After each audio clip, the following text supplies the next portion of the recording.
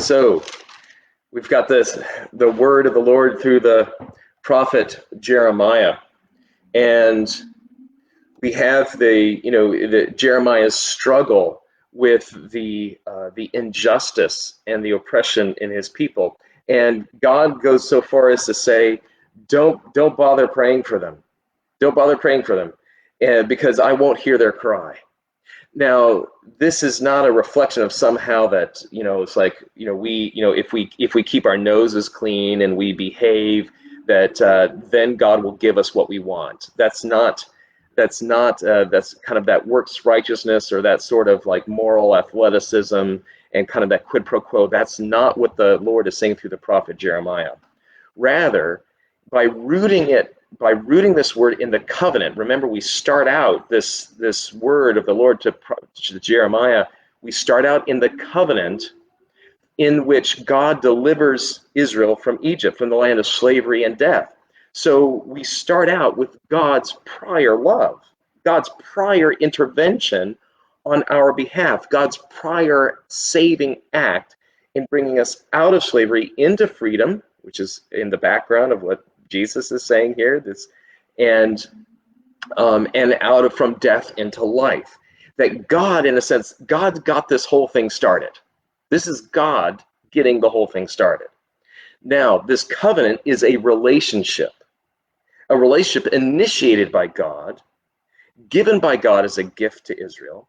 And so, in a sense, the command to the prophet Jeremiah not to pray because God won't hear is a way of God communicating that that in a sense that prayer is a reflection and expression of a relationship. Prayer itself is not a mechanical quid pro quo any more than moral effort is. That it says we don't do moral effort so that God gives us what we want. We don't pray so that God gives us what we want. Rather, both are forms of being in relationship with God who already loves us. And if we want to live life on our own terms, if we want to define for ourselves what that relationship is going to be like with God, God's like, you're not in a relationship. That's not how this works. It's pure and simple. And so that determination of God to structure the relationship with humanity and with each human being in such a way that we all flourish and become the creatures, the people, the humans that God has designed and desires us to be, that God's absolute determination to have that be so, we experience as wrath. We experience as frustration or rejection of our desires, but that's only because we try to live life on our own terms, and that's just not going to work. It's like spitting into the wind. It's like swimming against the tide. It's not going to work. We're just going to flail around until we're exhausted, and then we'll sink. But if we can swim with where God is going, then God will see us safely ashore. And indeed, God is the tide pulling us toward Him, pulling us toward Him. That's the direction of grace. Is something that, in a sense, don't think of it so much, a way to think of it is not so much something that flows out from God, but something that pulls us into God's very heart. Right? Grace is that pulling in force into a relationship, into an embrace. So in that embrace, that is when prayer finds its home.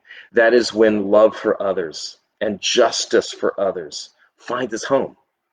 That is what the Lord is trying to say through the prophet Jeremiah to the Israelites and to us. A reading from the prophet Jeremiah. The word that came to Jeremiah from the Lord. Hear the words of this covenant, and speak to the people of Judah and the inhabitants of Jerusalem. You shall say to them, Thus says the Lord, the God of Israel, Cursed be anyone who does not heed the words of this covenant, which I commanded your ancestors when I brought them out of the land of Egypt from the iron smelter, saying, Listen to my voice and do all that I command you. So shall you be my people, and I will be your God, that I may perform the oath that I swore to your ancestors, to give them a land flowing with milk and honey, as at this day. Then I answered, So be it, Lord. And the Lord said to me, Proclaim all these words in the cities of Judah and in the streets of Jerusalem.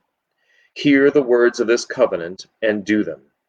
For I solemnly warned your ancestors when I brought them up out of the land of Egypt, warning them persistently, even to this day, saying, Obey my voice. Yet they did not obey or incline their ear, but everyone walked in the stubbornness of an evil will. So I brought upon them all the words of this covenant, which I commanded them to do, but they did not. As for you, do not pray for this people, or lift up a cry or prayer on their behalf, for I will not listen when they call to me in the time of their trouble. What right has my beloved in my house when she has done vile deeds?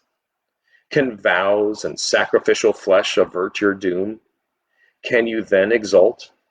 The Lord once called you a green olive tree, fair with goodly fruit. But with the roar of a great tempest he will set fire to it, and its branches will be consumed. The Lord of hosts, who planted you, has pronounced evil against you, because of the evil that the house of Israel and the house of Judah have done, provoking me to anger by making offerings to Baal. It was the Lord who made it known to me, and I knew.